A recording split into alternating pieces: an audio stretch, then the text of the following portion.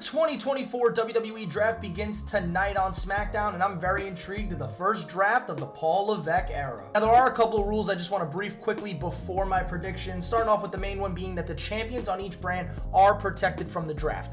However, that doesn't mean they can't be traded.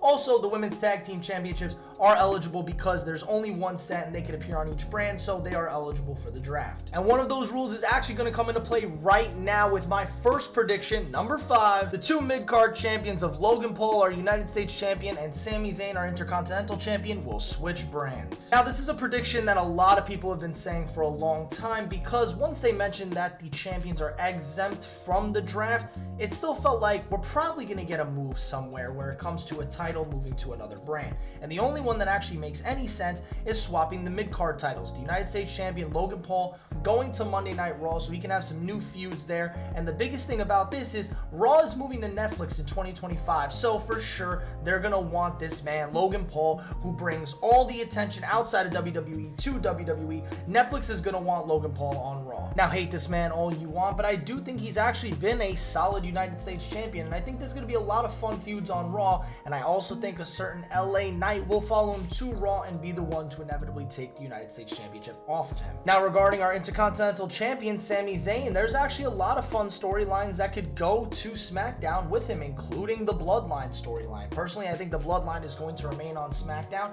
and we all know Sami Zayn's beef with the Bloodline. What better chance to reignite it than have Sami Zayn feud with Solo Sikoa, maybe for the Intercontinental Championship? And even if there is no IC Championship on the line and Sami Zayn drops it to somebody else prior to this, you could still tell the fun story of Sami Zayn along with Solo Sikoa, the Bloodline history between the two, the honorary Uso aspect. There's a lot of fun things that could occur. Maybe you could even have Sami reunite with Jay, who may make his way to SmackDown, or Jimmy if he inevitably, I know he's exempt from the draft because of injury, but when he inevitably makes his return, it could be a lot of fun to incorporate Sami Zayn into the storyline. Now, let's just not shorten Sami Zayn to just one storyline with the Bloodline storyline. I think there's a lot Sami Zayn could do. The problem is I'm not sure who's going to be on what draft, but I'll tell you one thing. If we get some fun NXT call-ups, I would love to see them jump right into feuds with Sami Zayn, right into great matches. There's a lot of good things we could do with Sami Zayn's Intercontinental Championship on the SmackDown brand. Number 4, we're going to have some awesome and fun NXT call-ups for both Raw and SmackDown, but starting us off looking at the man on the screen,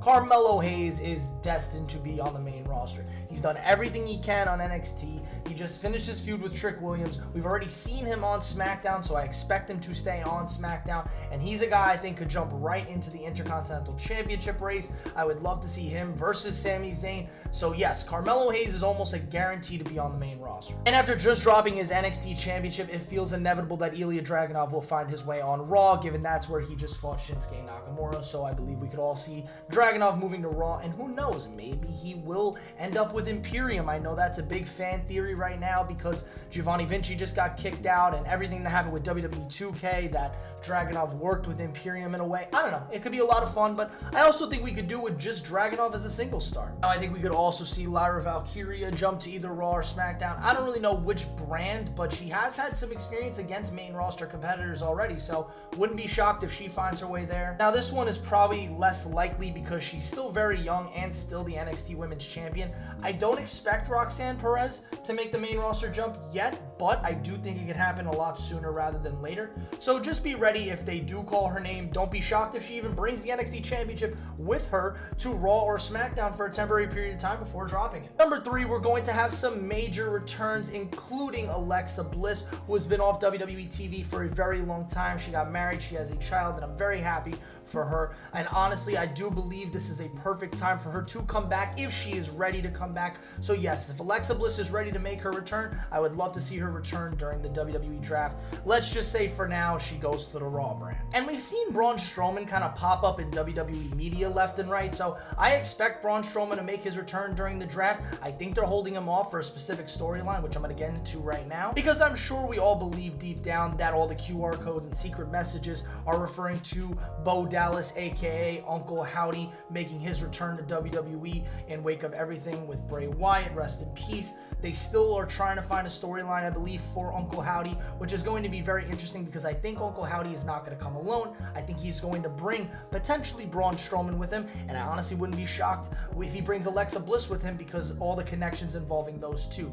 But I'm making one crazy bold prediction here. We're gonna get a return of one of these two superstars, the first one being Woken Matt Hardy. Now I know he just showed up on TNA, but he did not, as of this video's recording, sign a contract with TNA. And I wouldn't be shocked if WWE, given their new connection with TNA, said, hey, go do the appearance on TNA, do whatever you gotta do, and then come back here because we want you to be a part of this Uncle Howdy storyline. His Woken character fits the gimmick. He had been teasing it on Twitter. I could see this happening.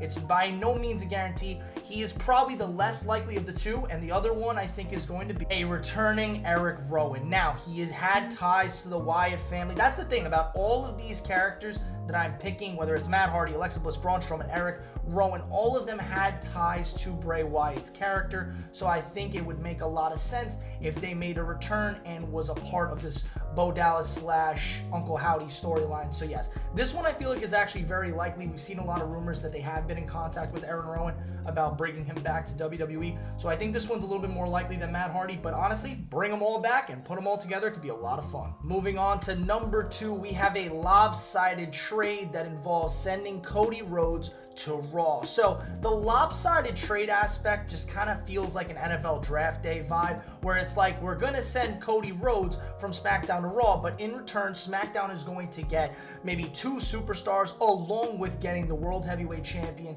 Damian Priest. I think that could also make a lot of sense because it feels like Cody wants to be on Raw. Cody kind of fits the Raw brand. I don't even know what that means, but he just fits Raw. When I look at Cody Rhodes, I think of Monday Night Raw, and I think for the same reason that I mentioned earlier about Logan Paul, Netflix is going to want Cody Rhodes. So I think Cody Rhodes somehow has to find his way onto the Raw brand, and I think it could include a big trade where it sends multiple superstars, including the World Heavyweight Champion and Damian Priest, to SmackDown, and in return, Raw gets Cody Rhodes. And trust me, he's not going to be facing the same Raw superstars that he did, over the last year. There's going to be some big changes. There's going to be some NXT call-ups, like I said, some swap from SmackDown to Raw. I think there's going to be a lot of fun, and Cody Rhodes just staying on the Raw brand makes more sense. He was there pretty much the whole last year. He barely showed up on SmackDown unless it had something to do with Roman Reigns. So I think just keeping Cody on Raw makes the most sense. And number 1, a major faction breaks up during the draft weeks. I mean, we already basically saw a faction split up in a way with Giovanni Vinci being kicked out of Imperium, but I guess they're still going to go by Imperium, so I won't consider this truly an option. I will just say, this was a sign of things to come. The first faction to start off is the one with the most tension, which is Judgment Day.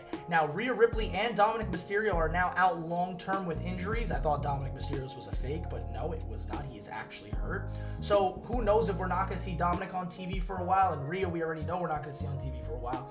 And recently there was a lot of tension between Damian Priest along with JD McDonough and Finn Balor. JD McDonough just voicing his frustrations on Twitter with the Judgment Day and feeling like he gave too much to them and not enough in return to himself. Finn Balor and Damian Priest, we all know, can have their own issues. Priest kind of reinserted himself and said, I don't need anybody's help. So yeah, I could really see Judgment Day falling apart. It already feels like it kind of is, and we'll learn that maybe Rhea Ripley was the one keeping them all together, or maybe it was Dominic Mysterio. Who knows? But yeah, it feels like Judgment Day is bound to fall apart during the draft. And while I don't think they should, I think Damage Control is definitely an option to also fall apart. We could already feel like there was tension last Friday on SmackDown. I do believe they'll have a little bit of time left together, but I wouldn't be shocked if Dakota Kai just gets kicked out of Damage Control the same way Bayley was, and it just becomes Io Sky, the Kabuki Warriors together.